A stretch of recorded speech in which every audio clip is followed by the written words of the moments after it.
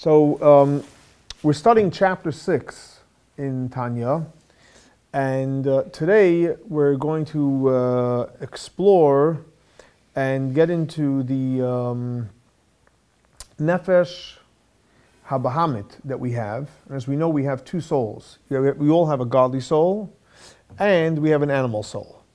And what we discussed until now was the spiritual components of the godly soul.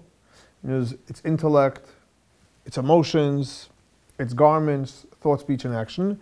Today we're going to talk in depth about the animal soul's intellect, emotions, and thought, speech, and action. In other words, like this. You think God would make it simple, but I don't think you get more complicated than this. In other words, as follows. If a person had one soul, so if it's a godly soul, life is simple. You think godly things, you go to synagogue, you pray, you study Torah, you do mitzvot, life is wonderful, right? If you only had an animal soul, fine. Eat, drink, be merry, be happy, party. It doesn't necessarily mean you have to do bad things or evil things. It just means just a physical, materialistic life. Yeah, true, you can do also bad things too, but it would also be simple. Here, God gave us, every one of us has a godly soul and an animal soul in the same body. It's like two people in a car, both trying to grab the one steering wheel. Some there's two wheels. Okay, so in other words, in order to really understand what the struggle is, we really need to understand what the animal soul is. Okay, so today we're going to go into the animal soul, or it's called nefesh habahamit, his intellect, his emotions, and his garments, namely thought, speech, and action, and to see the contrast, how it operates differently than the godly soul's intellect, emotion, and thought, speech, and action. Because seemingly intellect is intellect, right? Emotion is emotion. Thought, speech, and action is thought, speech, and action. But you'll see there's a major difference, and that is as follows. In other words, the animal soul, before we do the difference, let's get the players down. The animal soul has a full set of intellect. What does that mean? Just like the godly soul. It has chachma, it can come up with ideas, it has bina, it has the ability to develop an idea, it has das, the ability to apply the idea, all in the world of intellect. Full access to its own set. It doesn't have to borrow from the godly soul, it has its own. In terms of the emotions, full set of all the emotions. Chesed, Gvura, Tiferes, Netzachod Yisod, and Malchus. In other words, in simple terms, it has its ability to be emotionally charged in whatever it wants, totally at its disposal. Then, it has its own set of thought. In other words, when the animal soul takes over and starts thinking, it could be, again, negative stuff, or it could be just neutral, materialistic pursuits of physical pleasures, whether it's food, clothing, cars, whatever it may be. It thinks about it, and then when it constantly talks about it, and when it acts on it, it's fully in charge of that area of its life. Now, so what is the difference between the godly soul and the animal soul's intellect and emotions and thought, speech, and action? So today we're focusing more on the animal soul, but we still want to have a contrast to know the difference, because in theory it's the same players. What's the difference? And here is a profound but simple difference, and that is as follows. The godly soul, the way it operates,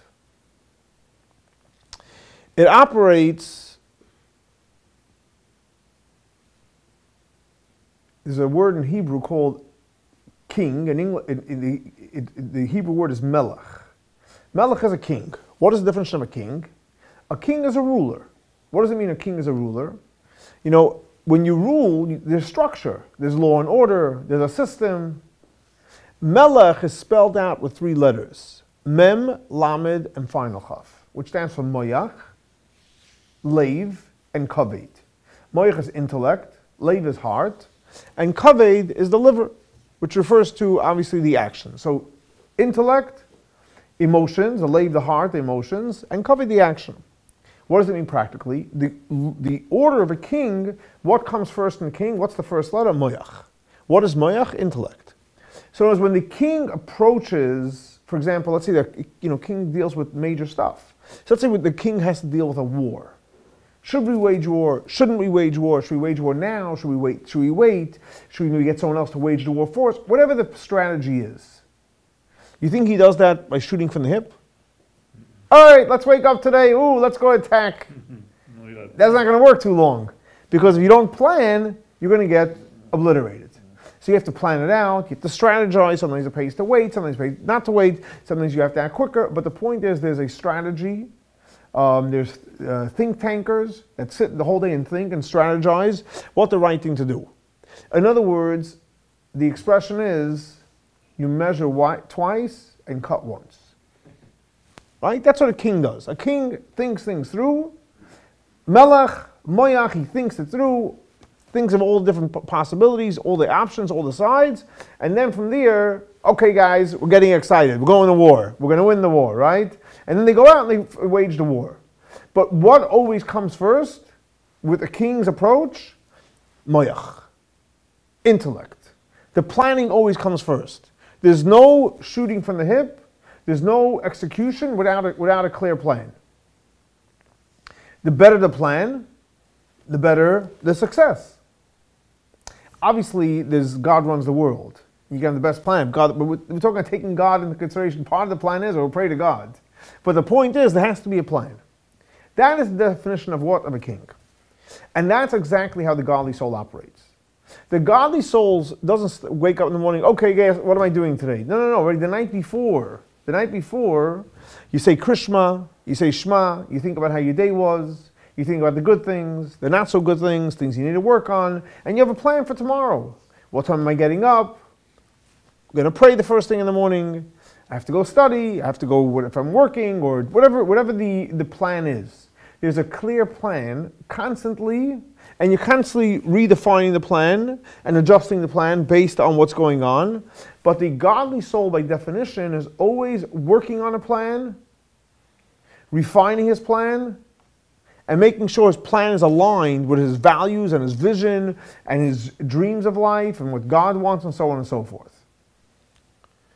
Once the plan is in place, then no problem. Go for it. Therefore, what happens later on in your thought, your speech and action, there's no things that just creep into your thoughts. There's a plan what you're going to be thinking about. There's a plan what you're going to be doing with your day. There's a plan before you open your mouth.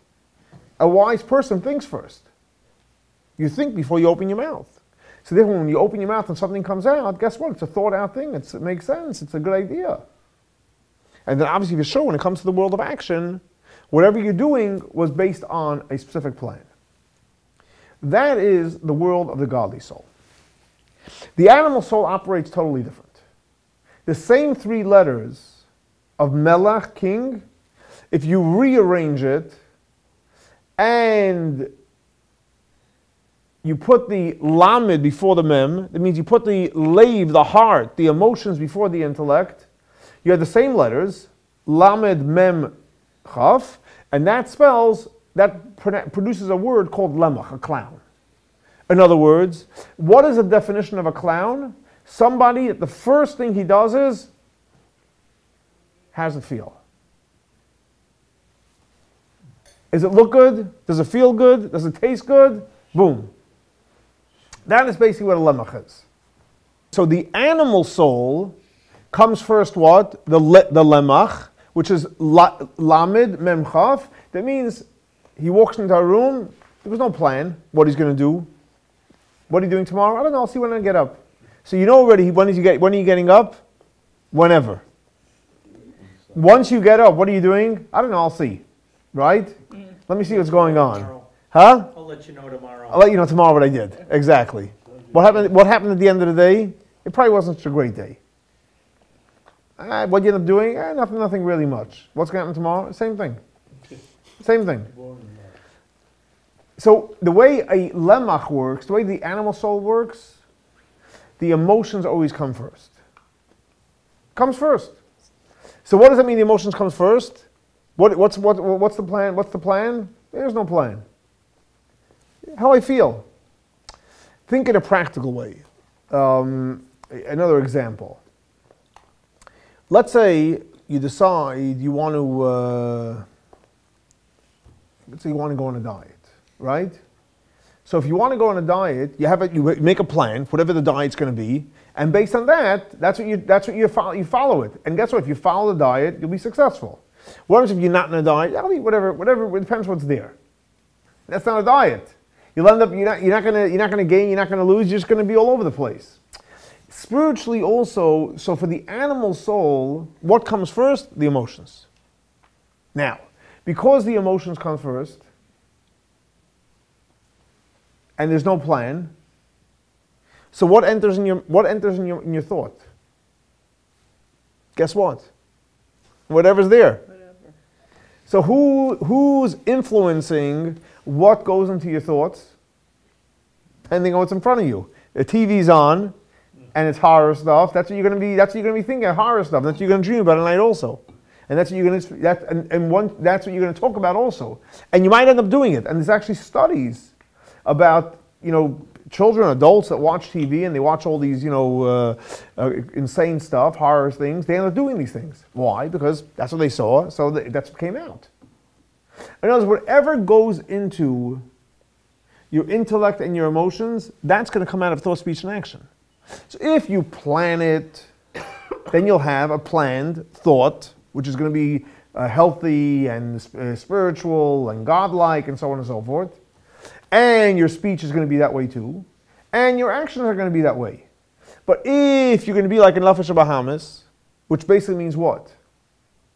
You're just going to go based on how you feel. What's going to come out of your thoughts? Whatever's there. So here lies the major difference between the animal soul's approach to life and the godly soul. The godly soul has a plan, intellect comes first, and the animal soul has no plan. Whatever feels like, that will come into his thought, speech, and action. So comes along the Alter Rebbe, and the Alter Rebbe says like this, that this not having a plan, and this just going by how it feels, it takes your thought, speech, and action and contaminates it worse than your animal soul. And he explains as follows. With an introduction. We know that there is something which is called Kedusha. What is Kedusha? Holiness, godliness, right? God's revealed. And then there's something which is called Kelipah. Now, what does Kelipah mean? Kelipah, the literal translation means the shell. Or there's another term which might be more easier to understand called Sitra Achra, the other side. What does that mean, the other side? It means very simple. If you see and you feel God in everything, then you're connected to God. And you can choose to do that by praying and studying and meditating, and therefore you'll be able to see God in everything, and you'll look for God in everything. Either you'll see it or you'll look for it. So if a person sees God, or if a person is looking for God, what are you busy with? God. So either you see God, or you're looking for God.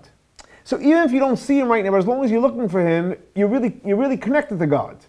Maybe not in a revealed where you're actually touching God, but you as long as you're looking, that's where you are. And as the expression is, in the place where your thought is, that's where you're at. So if you're searching for God, you're with God right now. Just because you didn't find Him yet, doesn't mean you're not with God. Then there's the opposite of Kedusha, where guess what? It's not about God. What's it about? Anything other than God. Now, what does that mean? And it's a fine line, because ultimately, is there a place and a thing in this world that God doesn't exist? No. No. God is all over. There's no place, there's no thing, there's nothing in this world God doesn't exist. So how can you say that a person is either connected to God or not connected to God? The answer is very simple. Because in this physical world, is God revealed or concealed? Concealed. God's concealed.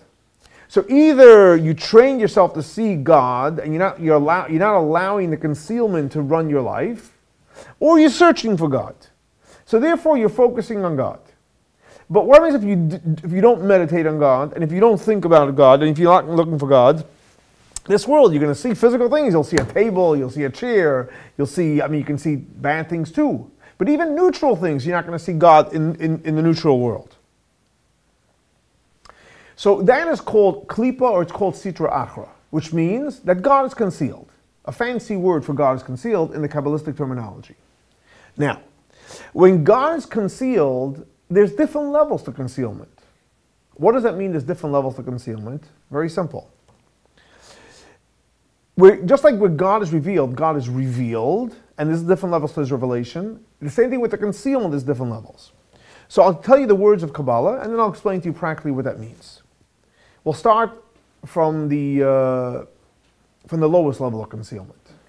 So the prophet, he says that he had a vision, he saw a fiery wind, a dark cloud, and a burning fire, referring to 3 powerful, impure klipot, which refers to very, very deep concealments of God. And it's interesting, he uses the term fire, cloud, and wind, which refers to your thought, speech, and action.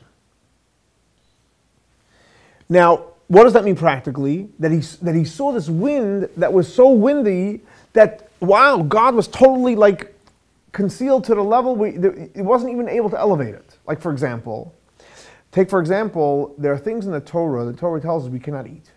Can't eat it. Many things the Torah tells us can't eat it. What does it mean you can't eat it? That means there's no godly spark that we couldn't see and we can elevate.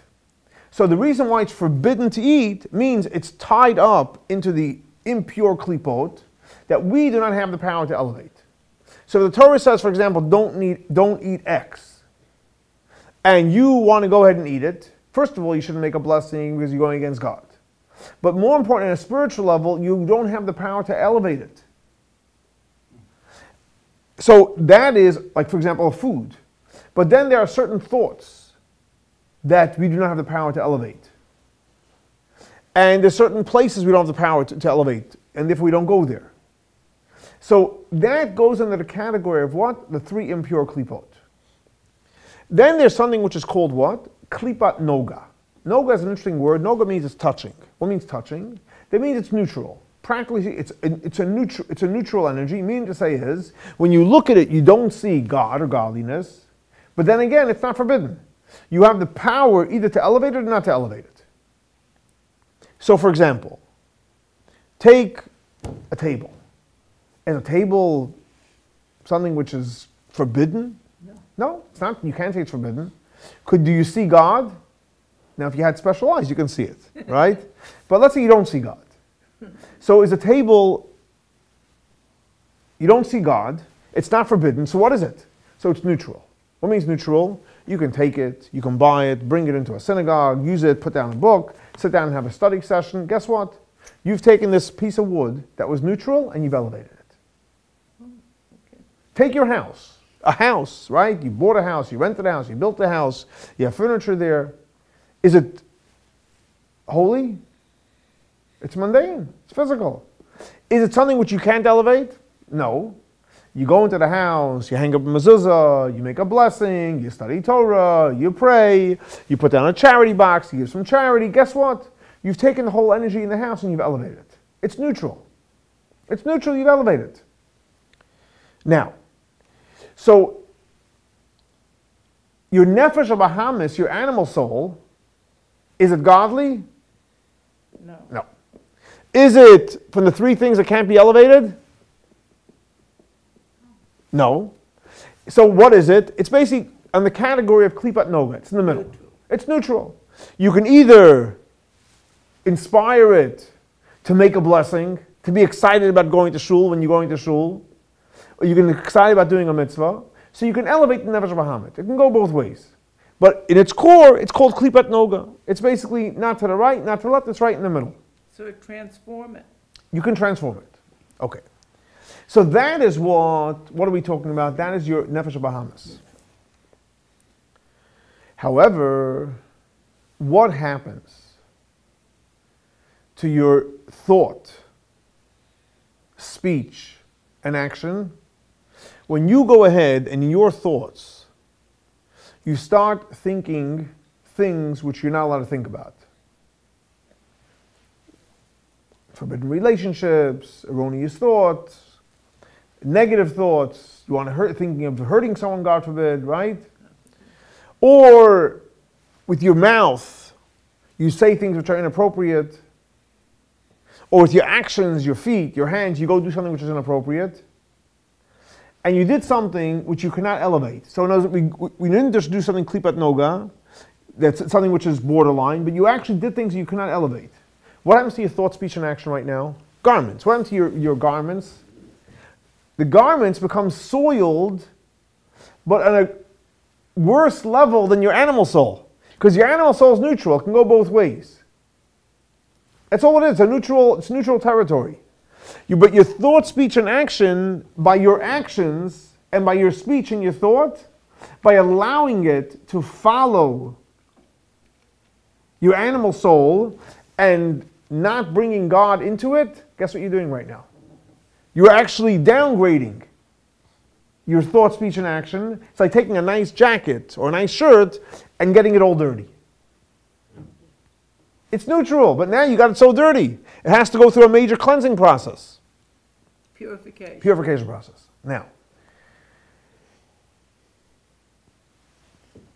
that's obviously an extreme case, where you're doing something you shouldn't be doing. So for example, you transgress one of the 365 negative precepts, or you do something which is forbidden, and so on and so forth.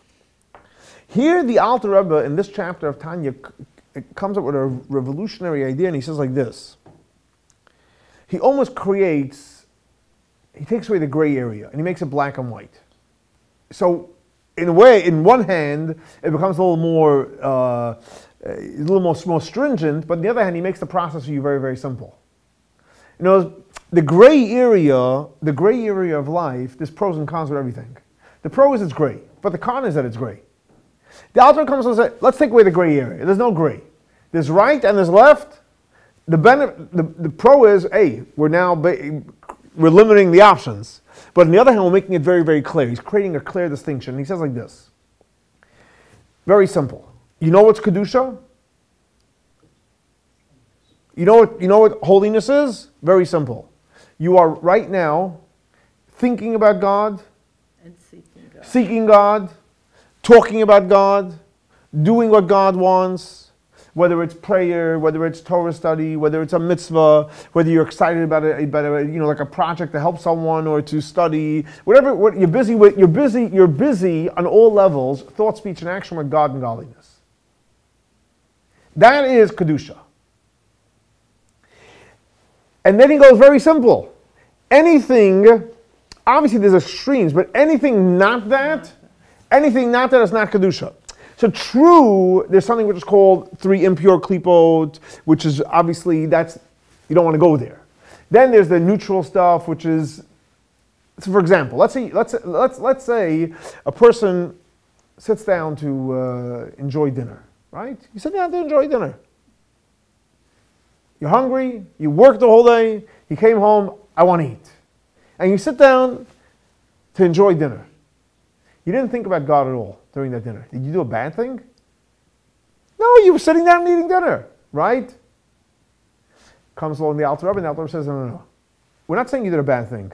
But right now, when you're eating dinner, you're not thinking about, oh my gosh, God, thank you so much for reviving me. Thanks for producing this food. Now I'll have energy, to be able to get through, tonight to put the kids to bed or study or to have energy tomorrow. If you're not thinking about God, you are not in the Kedusha lane. So notice his point is, it's not that you're in the neutral territory.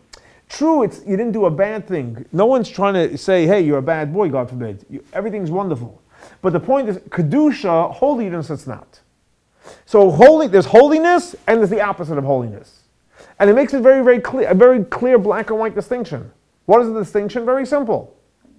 The distinction is, if at this moment, or at any moment, you're thinking about God, you're talking about God, you're doing what God wants, or you're searching for God, you're in the Kedusha zone. You're plugged in with God. Anything other than that, whatever level it's at, whether it's the 3 impure Kelipah or Kelipah Noga, whatever level you want to call it, it's not God. It's not Kedusha. Kedusha is, you're focused. And who are you with? You're with God. At least grateful. Grateful? For everything Absolutely. that Yes, you're being grateful is being with God. Absolutely. Absolutely. So, in other words, so the animal soul, both on intellect and emotions, and thought, speech, and action, what is the definition of the animal soul? That he's driving the car when you're not thinking about God. As long as you're thinking about God, godly soul's running the world, your world. And you get under the category of being a kadosh, a holy person right now.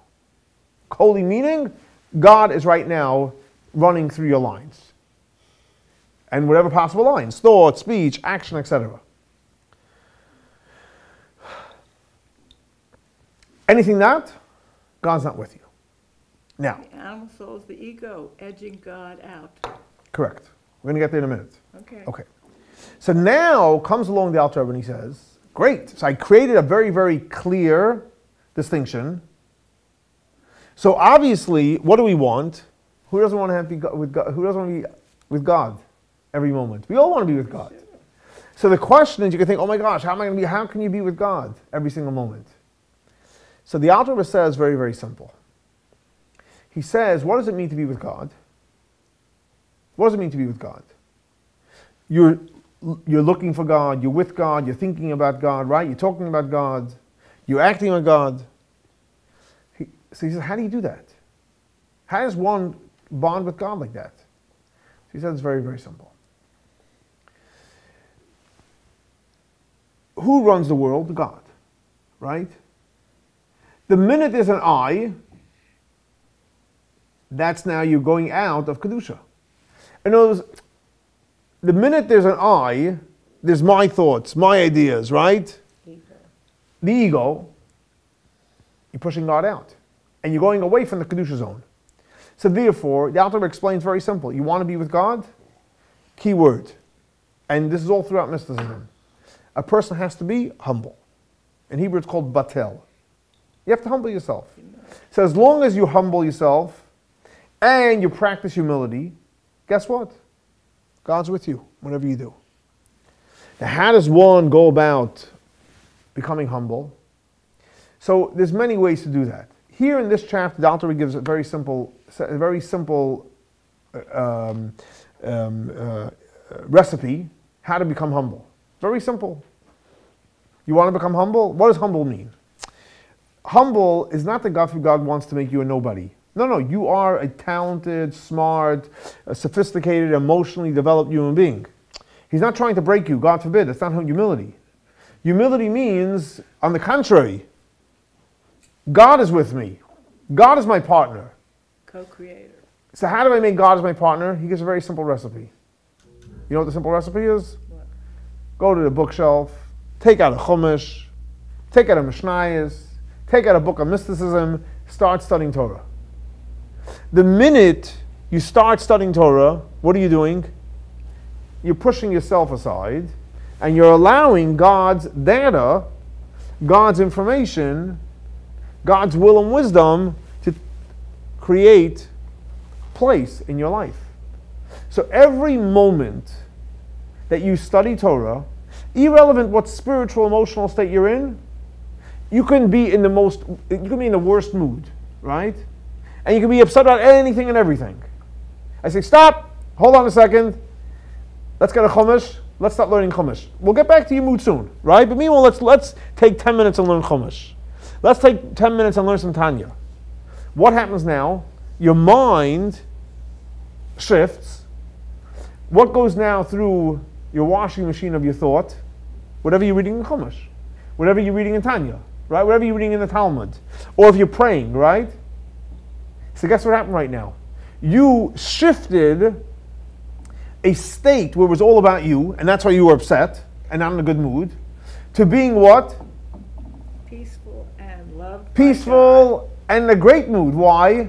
Because when God is in the driver's seat in your life, you don't exist there. So what do you mean you're in a bad mood?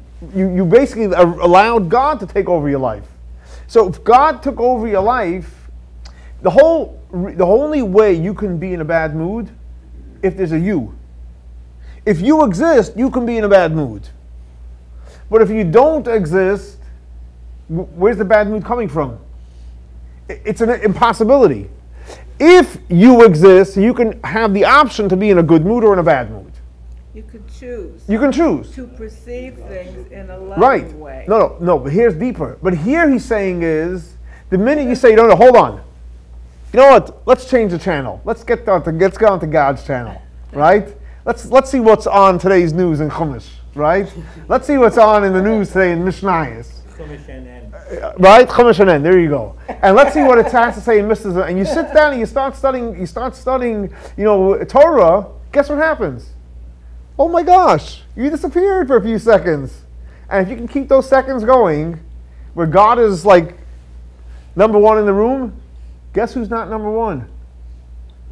You and your mood. Yeah. You and your mood. And let me tell you something. Is God ever in a bad mood? No. Never. He's always in a good mood. So the Alter Rebbe says you want a simple way to have Kedusha in your life? Go to the synagogue or in your house or call up a friend on the phone and say, hey, let's learn a little bit. You take now an hour and sit to study Torah. This hour, you're in a great mood. And if you're in a good mood for the hour, why don't you continue afterwards? Why are you stopping? Fine, so you have to go help out in the house. So don't help out that you're helping in the house. See, if you're helping in the house, it's hard, it's easy. But if God is helping out and you're just here to do God's work, what's the problem? You just take time to remember God.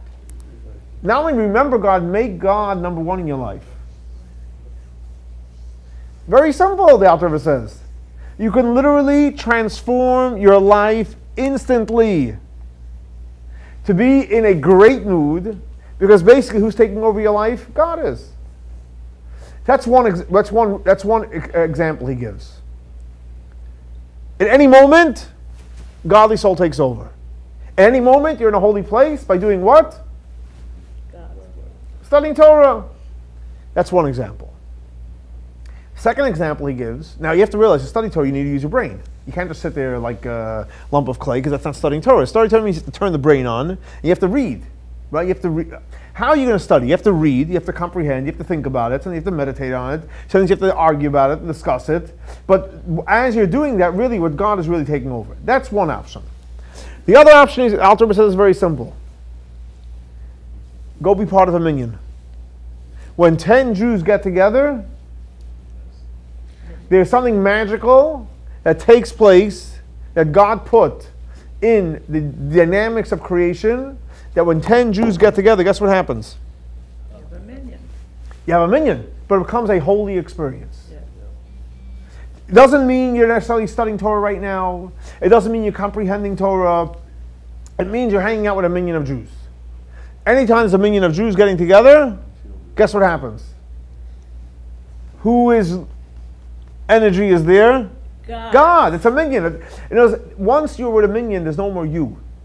A minyan by definition means it's 10 people that creates a minyan. One word, a minyan. So how was a minyan created? Very simple. You let go of your ego. He let go of his ego. She let go of her ego. A minyan of Jews get together. And guess what happens? You have a minyan. Once you have a minyan, who takes over? God. You ever go to a shul and there's a minyan, right? A service. Generally speaking, anyone that comes to a minyan is happy. Why? Because they left their troubles at home or by the door. They might go out and they might pick it up again, which is stupid. But the point is, the minute they walk into the shul, all the worries go away. It's a fact. It's the best remedy to get rid of all your bad moods. Go to shul and make sure there's a minyan there. You go to shul, make a minyan, you forget about all your worries. Now, the trick is when you leave, don't pick up your worries. Once you left it, leave it. Or hang out with the guys a little longer. What do people love hanging out? They do like, a kiddush club and a breakfast club, right? And all these other clubs. Why? Because when you get together with other people, guess what happens? It's a spiritual, scientific reality. All your worries go away. All the worries go away. Okay. Now, so you see that ultimately, what is Kedusha? Kedusha is God's running the show. God is revealed in your life. And as long as God's revealed in your life, you'll have a great life. Now, here comes the Alter Rebbe, and he deals with an interesting concept, and he says like this. It's like a mixed message here. On one hand, you're saying that when you look around in the physical world, right? What do you see in the physical world? You see physical things. You see tables. You see chairs, right? You see buildings. You see light. You see physical human beings, right? You see the physical world. Again, unless you're a tzaddik, unless you have special eyes, etc., you don't really see the spiritual world, right? You don't see the spiritual world. So the question is, the Alter Rebbe asks a very simple question. So you're looking at a world that's full of Kelipot, full of Sitra Achra. Meaning to say is, in simple English, you're seeing a world where God is not revealed. Yeah. You're seeing a world of God's concealment. So on one hand, we're saying is this world God's concealed. On the other hand, it says that what? That when a person prays, and a person studies, and a person does a mitzvah, and a person is searching for God, guess what happens? You can connect to God on the deepest level. How do the two go together? If it's a concealed world, if it's concealed, so how do you find God? And if God is really there, how is the world concealing God? You got it? If the world is concealed, where are you going to find him? And if you can find him, so how come it doesn't burst the shell? And why don't we see God all over the place? But you can. Sure you can. We know you can. Why isn't the wall screaming out and you see God in the walls itself? So the Alter Rebbe explains a fascinating idea, and that is as follows. We know that God is the infinite God. God is infinite. Infinite God. The infinite God chose to create this physical world. In order for him to create the physical world, he had to create a tzimtzum. What's a tzimtzum? It's basically a contraction of the powerful light into what we know, which is called the sfirot, the 10 sfirot, which we'll discuss at a different time at length, and we've discussed in different classes. So, right, so he created this tzimtzum, this concealment of light, and in each world, because we know there's many worlds, there's 4 worlds, every single world, the concealment gets stronger and stronger, up until this physical world where you don't have the Ein Sof in its Ein Sof glory, it's in the 10 Sfirot, and even the 10 Sfirot is downgraded every single world from Atzilut to Bria to Yetzirah and Asiya, and again, we'll have another class going through each one of these worlds and what the spiritual significance. But the point is that every single level, as you go down, the concealment gets stronger until you're left with a physical world. Now, so, because of the concealment, the Alter Rebbe explains, what do we see? We see a physical world. We don't see God and godliness because we see a physical world. God is concealed. However, even though God is concealed, but in the concealment process, the concealment is really for who? For us physical human beings, that we can be able to live in this physical world. But from God's perspective, the light is the same light that is the infinite light that's in this world, just in a concealed state. In other words, here, we'll give you an example. Let's say you have a teacher, right? Teacher. And he wants to explain a fascinating concept that he spent 20 years developing and researching and meditating on, and to him it's like crystal clear. Now again, he spent 20 years. Not 2 days, not 2 weeks, not 2 months, not 2 years, 20 years he spent thinking about the idea, developing the idea, meditating on the idea, spent endless nights non-sleeping. He wrote down the idea, he played the idea, he discussed the idea with people, and but to him now it's clear. Now, the reality is, we all know, if somebody worked on something for 20 years, you're not going to get it like this. It's impossible. I mean, unless you're like this genius, right? But even then, it's highly impossible. Something takes serious work. It takes a while to develop. Now, he has this great idea, and he wants to teach it to a class. How? The class is coming for an hour. Do you think he can give this idea in 1 hour? No! Either he'll blow their minds, and they'll say, oh, you totally went right over our head, right? So what does he have to do? He has to take the idea and water it down to a very, very, very, very simple level and give you an analogy of the concept on a very simple level. Oh, I think I know what you're talking about. Now, the reality is, in this analogy that he gave is buried, the whole idea is buried in there. It's not the full thing, it's buried. Over time, one class, another class, and as you start getting into it, you'll eventually get to the depth of the teacher. So it's the same idea with the tzimtzum that God created. This physical world that God concealed his light, what we see true, we see the physical world. Why? Because God concealed his light.